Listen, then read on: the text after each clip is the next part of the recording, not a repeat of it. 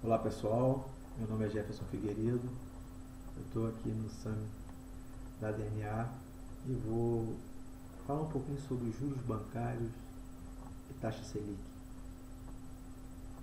Vou apresentar para vocês como é que os bancos definem as taxas de juros que cobram dos empréstimos e falar um pouquinho sobre política monetária, que a taxa Selic é um dos componentes desses juros bancários. Muito obrigado pela oportunidade, forte abraço a todos, vou deixar vocês aí com a apresentação. Valeu!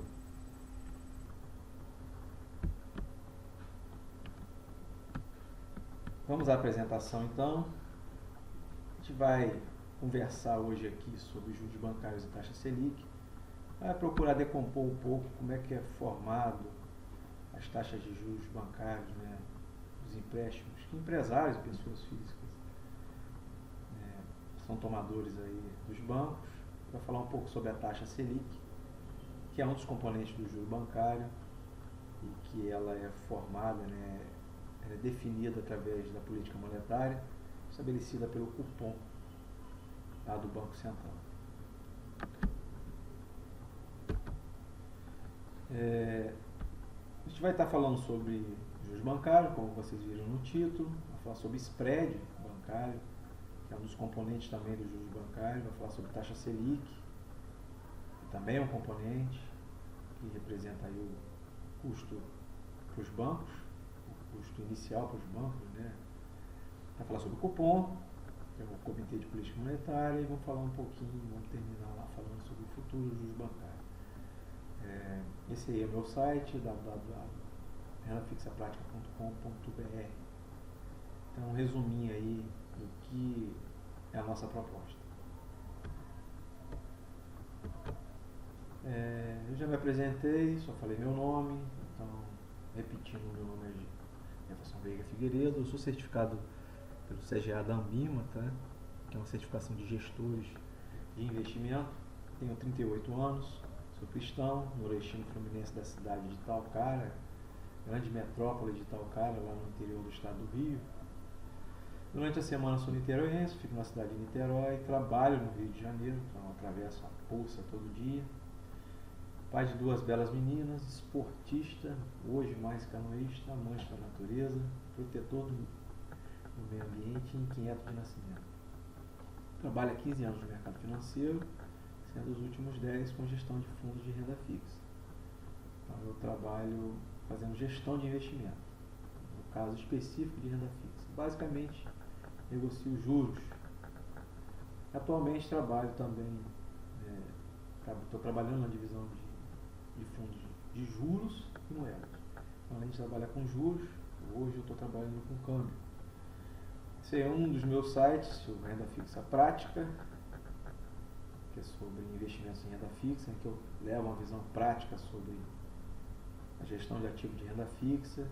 Tem uma análise semanal lá muito interessante para quem quer aprender e acompanhar o mercado de renda fixa, que eu acho que é a melhor forma de aprender a investir e acompanhando, né, os investimentos.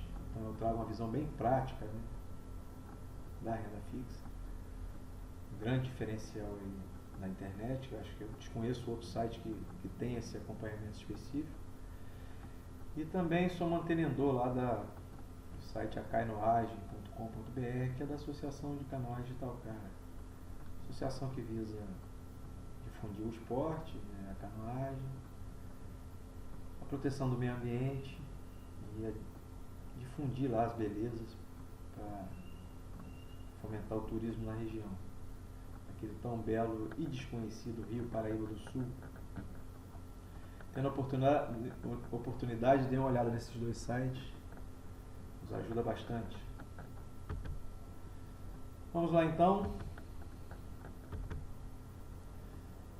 Vou apresentar 3 perguntinhas aqui, uma delas, por que os juros bancários são tão caros no Brasil?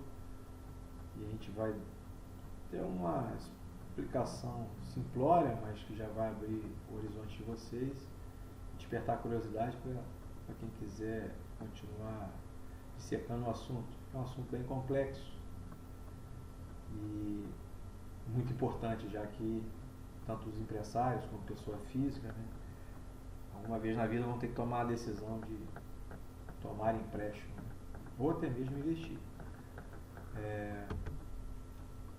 Qual é a composição dos juros bancários, que é outro questionamento que eu estou trazendo para vocês, que a gente vai tentar responder aqui. Como é que ele se decompõe, né? Tanto que a gente trouxe esse tema lá no título da apresentação. E uma outra coisa que eu quero despertar o interesse de vocês é com essa perguntinha. É importante acompanhar a condução da política monetária? Eu já te respondo que a tomada de decisão de vocês aí sobre tanto investir como tomar empréstimo para investir, vocês devem levar em consideração a política monetária estabelecida lá pelo governo federal. Então são 3 questionamentos que a gente espera que a gente possa estar discutindo aqui nessa apresentação.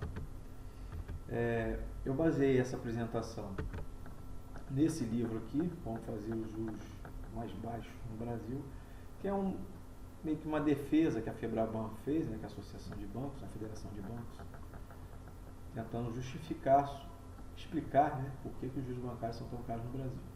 É uma defesa de banco, mas é muito importante entender, e ali a gente já tem uma boa noção por que é tão alto. E eles tentam defender, dando uma explicação bem direta e simples de entender, né, fácil de entender, um linguajar bem interessante, bem fácil de entender sobre os juros. Vai estar nesse site aí, Juros Mais Baixos no Brasil. Só pesquisar lá e baixar o download quem quiser se aprofundar no assunto. Então, os juros bancários, eles basicamente compostos por duas coisas, né? Os juros de captação e o spread. Então, aquela taxa de empréstimos que vocês veem, né, o gerente do banco apresenta para vocês, se a gente for decompor ela, se o banco for decompor, vai decompor primariamente nesses 2 componentes. E o juros de captação é a Selic. A gente vai ver o que é Selic lá na frente, e é um dos tópicos do assunto, que tem muito a ver com o meu trabalho, que eu tenho um entendimento maior. Ele é um componente importante, e é através da Selic que o cupom faz a política monetária. Um dos instrumentos de política monetária do cupom. Vocês vão ver também o que é.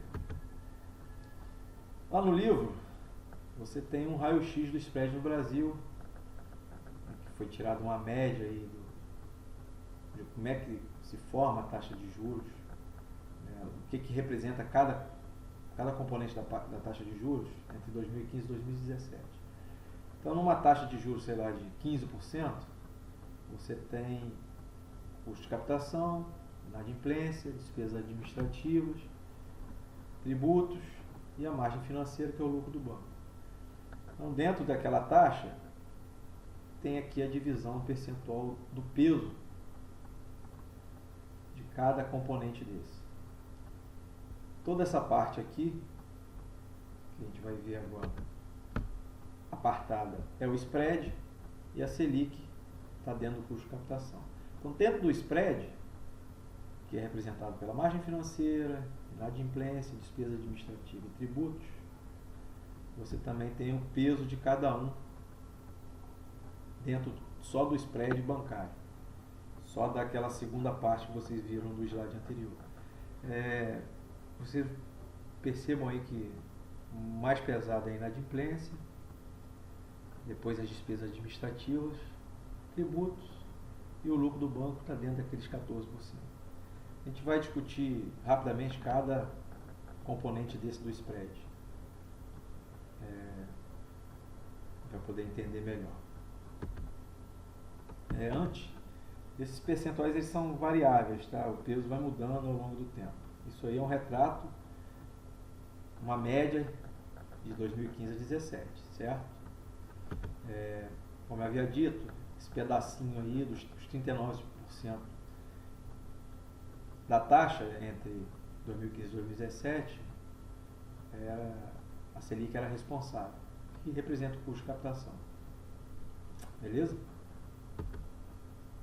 Então vamos falar um pouquinho de cada componente daquele do spread. O primeiro deles é a inadimplência. Tá? A inadimplência é considerada a vilã número 1, tá? Dentro do spread bancário, que causa mais impacto dentro do spread para que as taxas de juros dos empréstimos sejam tão altas. Isso aqui é uma outra tela, fonte retirada do livro, tem como fonte o Banco Central e faz um pouco alusão aqui de como há uma correlação entre percentual de inadimplência alto com a taxa de juros ao ano. A inadimplência no crédito consignado, que é um crédito mais seguro, né? Funcionário público, né? Já tira lá da folha, tem a inadimplência de 2,4, a taxa de juros ao ano é 27, e essa participação da inadimplência no spread representa 37%. E tem um saldo, né, de 316 bilhões. Só para vocês terem uma noção, não vou ficar repetindo o número aqui, mas vocês vão reparar que quanto maior a inadimplência, maior vai ser a taxa de juros. Certo? Aqui embaixo no crédito de pessoa jurídica, você tem a exceção aqui em cima, desculpa. Você tem uma exceção que a inadimplência em veículo é maior, mas a taxa de juros é menor, mas isso aí tem a ver com a garantia real, né? O carro fica alienado. Então, como é uma garantia a mais, os bancos tendem a emprestar uma taxa menor. Mas os bancos consideram, né, como vilão número 1 no Brasil a inadimplência. Então, até porque quando um empréstimo não é pago, né, deixa de ser pago juros e montantes, tudo aquilo é praticamente levado a prejuízo. Né? Isso compromete muito o resultado dos bancos. Os bancos são dos defensores dessa medida de cadastro positivo, que levariam a melhora das taxas, né? No livro vocês vão perceber que tem uma série de medidas. Acho que uma das mais importantes é esse cadastro positivo, que vai premiar quem é bom pagador, quem tem bons históricos como credor, né? Como pagador de empréstimo. Essa é um dos componentes da inadimplência. O segundo aqui são as despesas administrativas, que é basicamente o custo administrativo do banco, né? Um dos que eles destacam lá no livro é a tecnologia, que é muito custosa para o banco. O banco tem um dispêndio imenso com tecnologia e é claro que ele vai repassar isso na hora que ele faz a intermediação financeira. Outra coisa que eles questionam muito, isso aqui trata-se tudo de defesa dos próprios bancos, tá? Questões trabalhistas. O banco é muito processado por ex-funcionários, né? Até porque na Constituição tem uma regra lá das 30 horas. Os bancários, a maioria deles entra cobrando essa 10ª hora, né, a mais, que eles teoricamente não seriam obrigados a trabalhar. E a grande maioria entra. Então isso é custoso para o banco. E os bancos também repassam isso. Outra coisa que também eles questionam, que é muito onerosa, né, coloca a segurança e a vigilância. A segurança é tanto eletrônica quanto a vigilância do dinheiro, do recurso. Né? Há de convir todo o risco que o banco tem e como isso é caro. Né? Nos últimos anos a gente viu um aumento muito grande da explosão aí de agências atrás de recursos. Isso aí tudo compromete, acaba comprometendo a própria taxa de juros que nós, pessoas físicas ou empresários, né, pagamos na hora de tomar um empréstimo. E eles também trazem, acho que isso aqui é geral, o conjunto geral de ineficiências, em que sempre quem paga, né, é o consumidor final. Isso aí é de conhecimento de todo empresário, toda a dificuldade e o custo que o Brasil tem, né, o famoso custo Brasil. tanto relacionado à infraestrutura, nossa telefonia é muito mais cara do que o de outros países, nossa infraestrutura é ruim, nossas estradas, né? O acesso ao judiciário é caro, toda a complicação fiscal também onera demais o empresariado. Então é um conjunto de ineficiência que os bancos também sofrem. E eles também repassam isso com as taxas de juros. Do spread, que são os tributos, tem a ver com o fundo garantidor de crédito e o subsídio. Os bancos são uma da área empresarial, das áreas empresariais, mais tributada.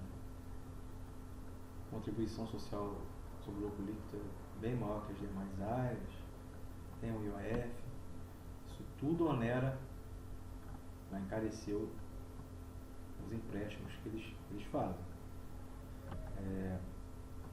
Também é muito regulado, o setor bancário tem muita gente regulador, CVM, Banco Central, algumas partes do banco pela CVM, parte de investimento, e outros órgãos reguladores que elevam o custo porque exigem muita documentação, as fiscalizações levam ônus para os bancos, enfim, encarece. Os bancos são obrigados a recolher recursos para o fundo garantidor, que é aquele fundo que mantém, caso haja uma quebra nos bancos, né, faz com que os bancos possam cumprir com os clientes dentro daquela estrutura de CDB. Né? Vocês devem ver muito aí na internet, até 250 mil, se o banco quebrar, eu tenho garantido aquele dinheiro que eu emprestei para ele, que ele me deu um CDB, um título bancário. Nem todos quebram, mas todos são obrigados a pagar. E eles repassam esse custo. Uma outra coisa que também os bancos questionam e reclamam é a socialização dos custos e subsídios. Que é a famosa meia entrada. Os bancos grandes acabam dividindo o custo com bancos menores de algumas coisas.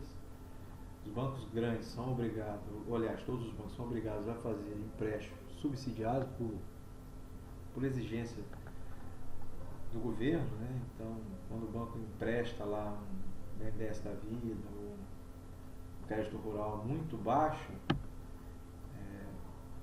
parte daquilo ali é um compromisso do banco e ele não pensa que ele não repassa esse dinheiro mais barato que ele empresta para alguns setores, né, privilegiados. Pensa na história da meia entrada. A meia entrada acaba sendo pago por quem não tem meia entrada. É a mesma lógica, assim, tratando de forma simplória. Os bancos repassam esses custos. E os depósitos compulsórios no Brasil eles são altos, tá, em comparação com outros países. Então, depósito compulsório, o que é depósito compulsório? Um entendimento rápido. É uma das formas do Banco Central controlar a quantidade de dinheiro na economia. O compulsório obriga os bancos a depositar parte dos recursos captados pelos clientes via depósito à vista, a prazo ou poupança no Banco Central. Então, o banco é intermediador de recursos. Né? Então, o dinheiro que você deixa lá, ele empresta para outro. Né? Isso tem um efeito multiplicador, né? Multiplicador de dinheiro e de dinheiro em circulação. E o Banco Central exige que parte desse dinheiro que estão no mundo não pode ser emprestado. E no Brasil, o percentual desse dinheiro que fica retido no Banco Central é um dos maiores do mundo. Se fosse menor, quando o banco quer estimular a economia, ele reduz esse percentual que fica preso no Banco Central e faz com que os bancos tenham mais capacidade de emprestar e a um custo mais baixo. Então, esse depósito compulsório alto também onera o spread e vai acabar onerando a taxa que ele empresta. Vai ficar mais caro. E dentro do spread, por fim, tem a margem financeira dos bancos, que é o lucro dele, que está dentro desse spread. Os bancos questionam muito essa provisão de devedores duvidosos, que seria o quê? O banco tem que fazer uma provisão e apartar isso dentro do balanço, né, como uma despesa, de quanto que ele espera, né? Tem um percentual legal de pessoas que não vão pagar. Isso aí é uma medida para evitar a quebra do banco, né? E é uma exigência regulatória, legal. Os bancos também questionam que as provisões consomem quase 40% da margem financeira em comparação com os 32% dos emergentes e 11,5% dos desenvolvidos, setor bancário. Descontado o custo do PDD, que é a provisão de devedores duvidosos, a margem financeira fica em 3,5%. Isso aí, a alegação dele está apurado pelo Bacen. Então, a provisão acaba onerando o lucro dos bancos, reduzindo a parte líquida, o lucro, dos 9 lá que vocês viram, dentro daquela composição geral, para 3,6. Defesa do lucro. Isso é a alegação dos bancos. Tá? Todos esses slides são coisas que eu tirei do livro da Febraban, da própria entidade, que é a entidade que representa os bancos. Mas eu queria só para que vocês tomassem ciência de como se forma os juros bancários. O meu foco maior dentro dos juros bancários é a taxa Selic, que é um instrumento que o cupom usa para fazer política monetária. E é muito importante entender, tanto para quem investe recurso, né, compra tesouro direto, investe em renda fixa, como quem toma empréstimo. Ela é chamada de taxa básica dos juros da economia. É a taxa piso, tá? É a menor taxa que um banco conseguiria recaptar, como se ele pegasse, desconsiderar todo o spread, né, os custos, impostos, enfim, que tem embutido dentro daquela taxa e emprestasse para você, que não vai ocorrer nunca, né? É a taxa de juros apurada nas operações de empréstimo de um dia entre instituições financeiras que utilizam títulos públicos federais como garantia. Os bancos, eles trocam dinheiro, né? Quando sobra de um, ele cobre o caixa do outro, e esse empréstimo de um dia, ele é feito pela taxa Selic, que tem como referência a Selic meta, que é estabelecida pelo cupom. Como eu havia dito antes, é o piso para as demais operações do mercado financeiro. Essa seria a menor taxa possível de empréstimo, tanto de empréstimo como de quem toma emprestado sem risco, né? Seria essa taxa Selic. Ela é definida pelo cupom, a Selic meta, a cada período de aproximadamente 40 dias. Em torno de 42 dias, ele se reúne e define a taxa Selic para os próximos 45 dias. E a gente vai entender lá na frente como é que isso é feito, como é que é constituída essa reunião. É o principal instrumento de política monetária utilizado pelo Banco Central para controlar a inflação. Então, a taxa Selic, lá nas reuniões do cupom, vocês vão ver que o principal objetivo dela é, através da política monetária, controlar a inflação. Já foi muito alta nesse país, quem tem mais do que 40 anos. Eu era pequeno, mas eu lembro da inflação explosiva que a gente viveu lá na década de 80 até o início de 90. E essa taxa, a taxa Selic, aparece lá no Jornal Nacional, né? Quando acontece a mudança ou proximidade da reunião, o Jornal Nacional faz questão de dizer se houve mudança ou manutenção da taxa Selic. Essa aí é de um dia que ela estava em 6,5. Foi antes dessa última queda. Aliás, acho que foi na última queda. Não, já está em 6. Isso aí. Vamos nessa. Agora eu trago para vocês o histórico da taxa Selic. tá, da Selic Meta. As intervenções do Banco Central elevando ou reduzindo a taxa Selic, a Selic Meta. Essa história começou lá em 99, tá, quando se instalou aqui no Brasil o sistema de meta de inflação. Passou-se a utilizar a política monetária de juros, né, para controle de inflação. E de lá para cá, ali, já perto de 99, antes disso as taxas eram estratosféricas. Mas olhando 45%, para quem é mais novo, né, que não viveu esse período, já toma até um susto. Mas percebe um declínio ao longo desses anos, né, já desde 99 até 2019, esses 20 anos. Mas ela ora sobe, ora cai, ela vem no movimento de altos e baixos, né? De acordo com isso a gente vai ver mais à frente, com o propósito da política monetária naquele momento, que o principal é o controle de inflação. Quem quiser ter acesso a essas séries aí e outras, muitas outras, só dá uma acessada lá no Banco Central, bota lá no Google séries históricas do Bacen, que você vai cair nesse site de séries temporais. Tem muita coisa interessante lá para quem quer ou precisa estudar um pouco de economia, dados bancários, enfim. Vale o acesso. Aqui eu trouxe um recorte mais recente, de 2007 para cá, com as máximas e mínimas aí recentes, só para a gente ter uma visão melhor da Selic Meta. Lá em 2008, perto da crise, né, a gente teve que subir as taxas de juros por conta da crise internacional para manter o interesse do investidor estrangeiro aqui, né? As taxas bateram 13,75. Depois vieram ali em 2012 até 2013 um período de crescentes quedas, né?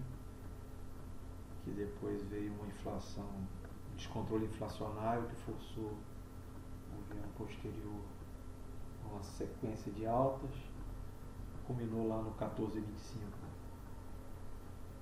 final de 17. Depois veio um movimento em 18 crescente de quedas, já que a inflação estava já controlada, procurou-se estimular a economia através da redução da taxa, melhora dos juros bancários, e agora a gente está com ela em 6 nesse último corte de agosto, que é a mínima histórica para a Selic Meta. A Selic é só um dos componentes, né, dos juros bancários. A gente já viu lá atrás. E como é que a gente vai acompanhar, saber qual é a taxa de empréstimos? Cada banco empresta de um jeito, cada banco tem um custo, enfim. É difícil de saber qual é o juro justo no Brasil. Para tanto, para a gente acompanhar esse custo do crédito, o Bacen criou um indicador chamado ICC. E esse indicador, que usa uma metodologia própria, vai me trazer uma taxa que representa aí o custo do crédito no Brasil. Então, o ICC do Bacen, ele é um indicador de custo de crédito, monitora o custo do crédito no Brasil. A base de cálculo é uma despesa mensal com juros, contratada ao longo de períodos anteriores, então é uma coisa histórica, tá? E ela é ponderada pela modalidade, né? Pela quantidade de dinheiro emprestado dentro daquela modalidade. Como eu disse, é um montante de juros de cada modalidade, então tem um montante lá de juros para crédito consignado, para crédito para capital de giro, enfim, para veículo. E representa várias safras de contratação e cada safra dessa tem uma respectiva taxa, né? Então é um custo histórico, tá? Expressa taxas praticadas em períodos anteriores que ainda provocam desembolso por parte dos tomadores de crédito. Então, você pegou lá e ainda está pagando, vai estar dentro desse bolo, dessa avaliação desse indicador de custo de crédito. Isso aqui é só uma explanação. O site do Bacen tem a metodologia, você pode avançar caso tenha interesse. No momento aqui é uma explicação rápida, só para vocês, só para conceituar o ICC do Bacen. O que eu fiz aqui? Ó? Nesse gráfico eu tenho como colocar o ICC total não rotativo. Eu usei esse total não rotativo, que é todo empréstimo, excluindo aquele de cheque especial, de cartão de crédito, né, que tem taxas altas e são só para emergência, não representa um empréstimo normal. Uma pessoa vai lá no banco para fazer um investimento, para suprir uma necessidade de mais longo prazo. E estou comparando ele com a taxa Selic média do mês. Essa é a taxa Selic, não é a meta, é a taxa mesmo que os bancos negociam. A Selic meta estabelecida pelo Banco Central é uma referência. A Selic mesmo negociada pelos bancos é um pouco abaixo, tá? Geralmente 10 pontos. E eu tenho aqui essa série histórica um pouco antes lá dessa última mudança, vem até julho, eu acho. Só para vocês terem uma noção que houve uma queda nos juros bancários geral, muito atrelada à queda dos juros da Selic. Essa correlação não é direta, tá? O juro bancário não é só a taxa Selic, é um componente importante, mas não é só ele. Os bancos têm todos aqueles outros componentes dentro do spread. Nesse período aí, em termos diretos, saiu de 39,12 para 37,43, então 6,69. O crédito, o juro bancário caiu 17% e a Selic foi reduzida à metade. Né? Então, praticamente, o que se reduziu dentro do spread bancário foi a Selic, nesse período, tá, gente? Os bancos não contribuíram com a redução, não. O spread continuou alto. Pode ser por conta de inadimplência, no período que tem aumentado, ou por eles terem elevado a própria margem, o lucro deles. Lembrando que aquele componente lá é a parte que ele tem domínio. Uma parte dela. Esse Selic aqui que está dentro desses 32, ele é estabelecido através de política monetária. E quem faz essa política monetária? Existe um comitê chamado Comitê de Política Monetária, que é do Bacen, que é um órgão do Bacen, que é formado pelo seu presidente e alguns diretores, que se reúnem a cada 40 dias para definir aquela Selic meta que a gente viu lá atrás. As reuniões normalmente ocorrem 2 dias seguidos, geralmente terça e quarta, e assim é divulgado um calendário do ano inteiro, né, de todas as reuniões do ano. Então, isso é divulgado sempre com antecedência. As decisões do Copom são tomadas visando com que a inflação medida pelo IPCA, que é o índice oficial, situe-se em linha com a meta definida pelo Conselho Monetário Nacional. Existe também esse conselho que define essa meta de inflação. O controle inflacionário que é importantíssimo para o desenvolvimento de qualquer país. Essas aí são as metas para os próximos anos, então existe uma redução ao longo dos anos. Para 2019 ainda 4,25, 2024, 2021 3,75, 2022 3,50. Então são metas que foram reduzidas. Então o Banco Central está sendo audacioso com a redução dessa meta, olhando o histórico de inflação do nosso país, mas é uma forma de você gerar expectativas futuras para o empresariado. Isso facilita a vida do empresariado, né? Se você tem um controle inflacionário mais razoável.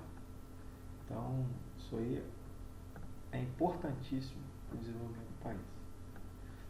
E o comitê busca se situar, fazer a inflação situar numa range entre esses números aí. No caso agora em 2019 vai ser 4,25. Fica dentro de uma banda.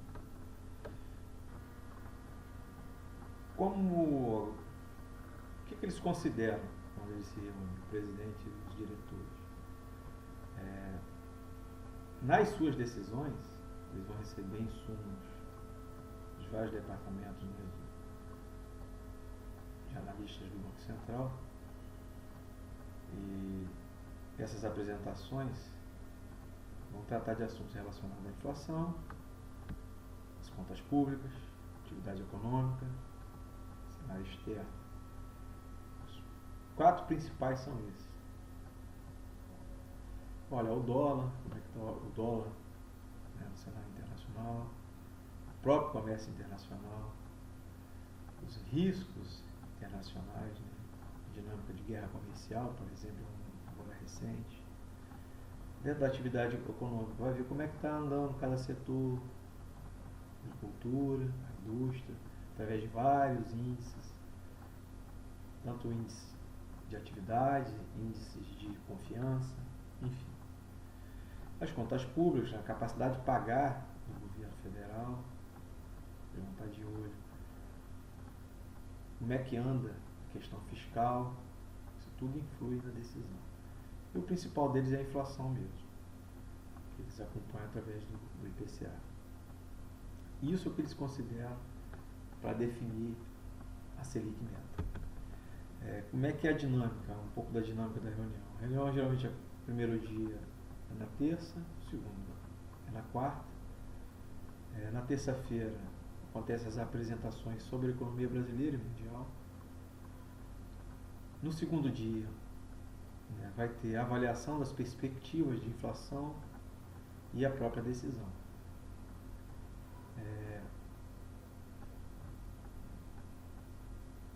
Na quarta-feira anterior, tá, já começa o silêncio, início de silêncio do cupom.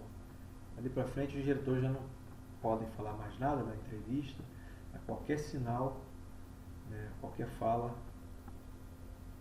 sobre economia, que pode já antecipar o que vai ser a reunião. Na terça-feira seguinte, né, é o fim do silêncio, tá? Então eles ainda ficam em silêncio posteriormente à reunião e acontece a divulgação da ata, que é um documento importante. Na quarta-feira, já da reunião, acontece o comunicado, que já traz uma justificativa. A justificativa completa acontece na ata. Aqui é só um exemplo da reunião que aconteceu, a última agora, dia 31 já, que levou a taxa para 6.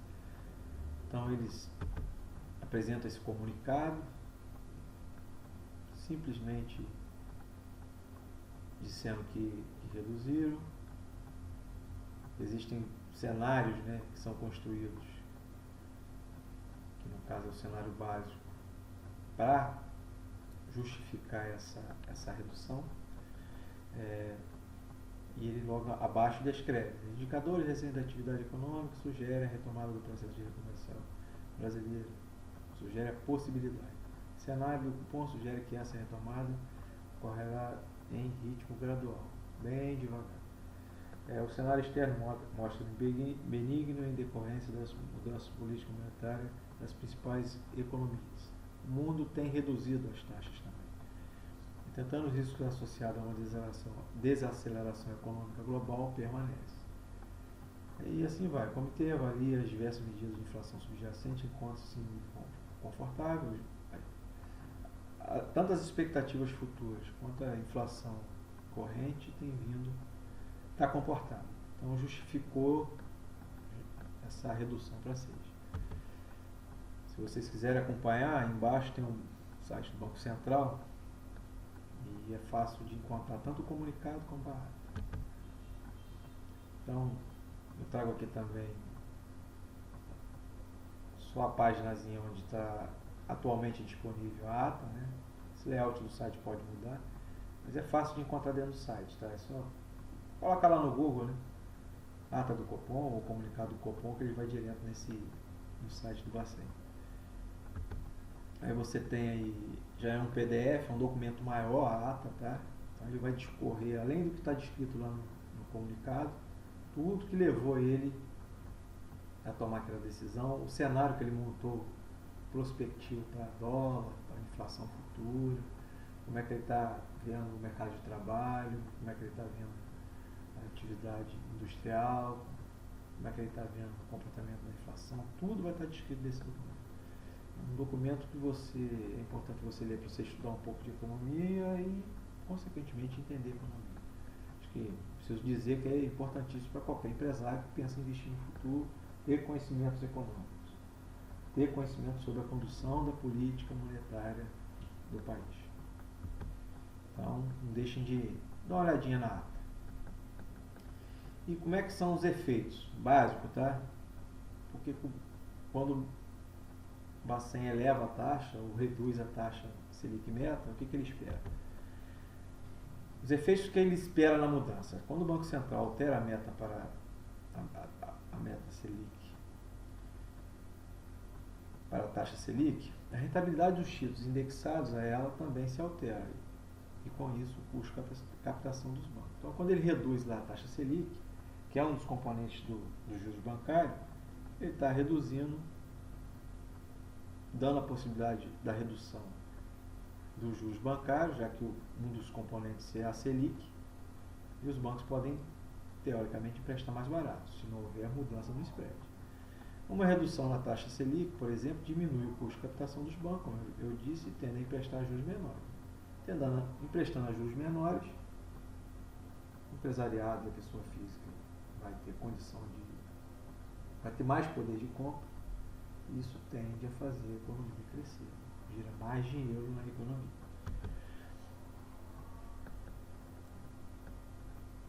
Então, quando sobe, os juros cobrados no financiamento e empréstimos de cartões de crédito ficam mais altos. Isso desestimula o consumo e favorece a queda da inflação. Quando cai, parte de baixo, tomar dinheiro emprestado fica mais barato, como eu disse, e os juros cobrados nessas operações ficam menores. Isso estimula o consumo. Só que quando estimula o consumo, tende a gerar inflação.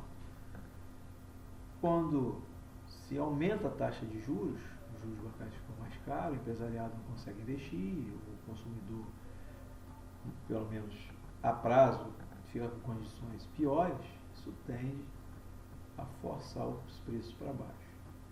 Então, é a política monetária sendo usada para controle de inflação e, consequentemente, estímulo econômico.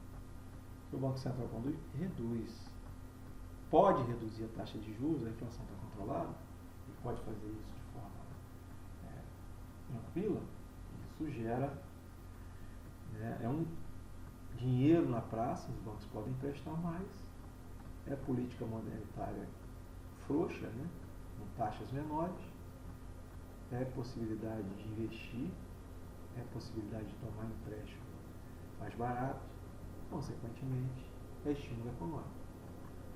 É possibilidade de elevação de PIB, de crescimento, de emprego, enfim.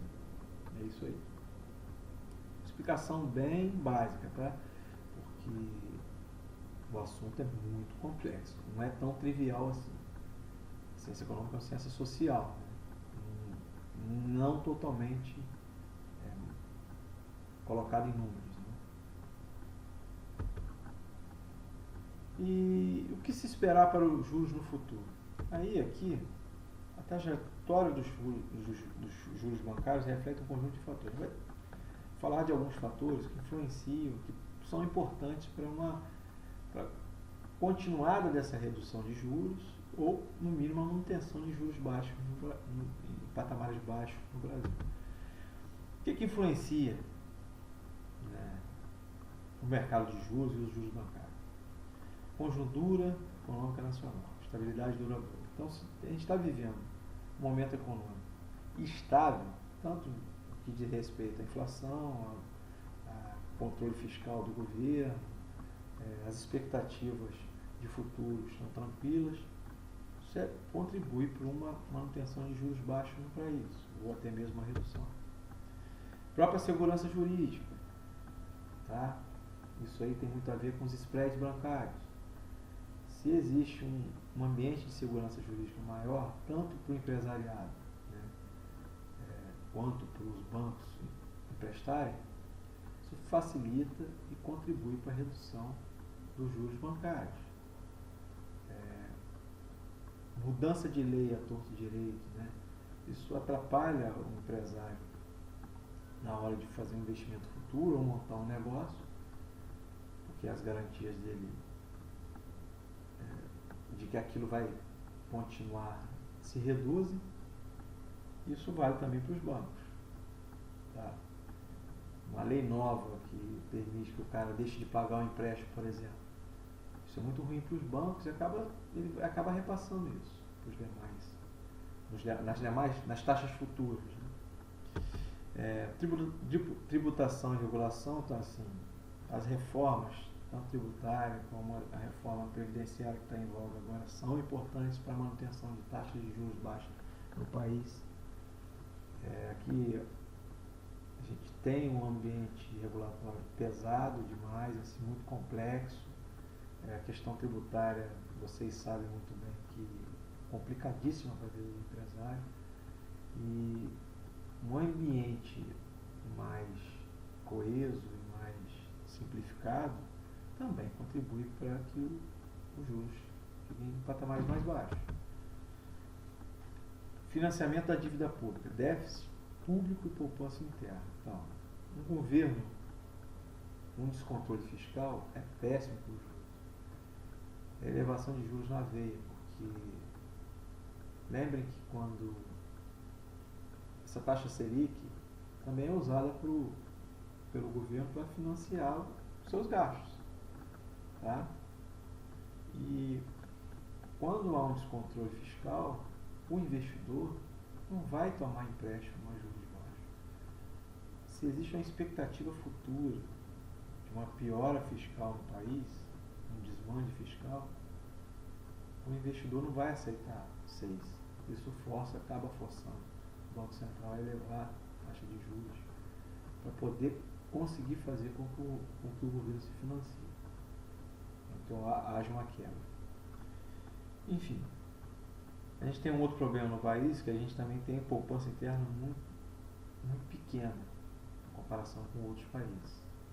E uma das formas de financiar investimentos é através do recurso poupado internamente. A gente carece muito de recurso estrangeiro. De muito. E isso acaba sendo ruim. Ficar nessa dependência. Se nossa poupança interna fosse maior, teríamos condição de ter taxa de juros menores. Isso também influencia.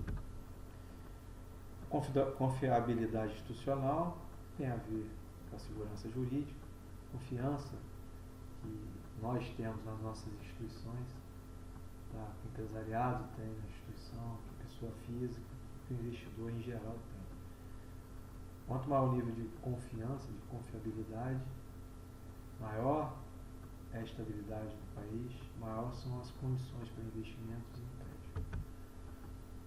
Conjuntura internacional, a gente não é um país apertado, ainda mais o Brasil que tem uma dependência de recurso externo tão grande. Não adianta achar que se houver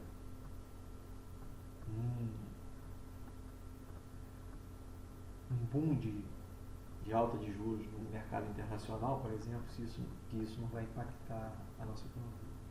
Impacta muito. O reflexo da guerra comercial impacta muito. A separação da Inglaterra da União Europeia, o desmanche lá, a forma que está acontecendo também impacta. A crise na Argentina aqui do lado também impacta. Então não tem como apartar, não tem como ficar desconectado do cenário internacional. Esse era o último item. Então tudo isso daí que está descrito influencia os juros bancários, vai influenciar no futuro, já está influenciando, porque os bancos, quando emprestam, eles montam cenários futuros, né, que esse dinheiro só vai voltar daqui a muitos anos. Né? Pensa no financiamento imobiliário, na hora de definir essa taxa. Então, são muitos elementos, muitos fatores. Eu foquei aqui na taxa Selic, para que vocês entendam a questão da importância da política monetária. Então, Convido vocês a acompanharem mais as reuniões do cupom. Ali tem muita informação bacana que vai ajudar na tomada de decisão de vocês, tanto no que diz respeito a investir, seja pessoa jurídica ou física, quanto no que diz respeito a fazer uma aplicação no título de renda fixa ou investir em bolsa, que é desconectado, né? Se existe uma perspectiva futura de piora das condições econômicas, né, de alta de juros, o empresariado vai sofrer com isso e, consequentemente, as grandes empresas que têm ações em bolsa também vão sofrer. Então, é tudo muito interligado. Entender o mercado de juros, os juros bancários, é importante para qualquer investidor, ou empresário, ou pessoa física, enfim. Agradeço a oportunidade. Confesso aqui que é a minha primeira apresentação pública, né, para a internet, então foi um grande desafio. Estou muito feliz com o resultado. Agradeço o pessoal da DNA aí pela oportunidade de estar mostrando o meu trabalho e convido a vocês aí a conhecer meu site, Renda Fixa Prática. Coloca lá no Google que vocês vão encontrar, ou acessem direto www.rendafixapratica.com.br. Forte abraço a todos. Um abração aqui do Jefferson Figueiredo. Valeu!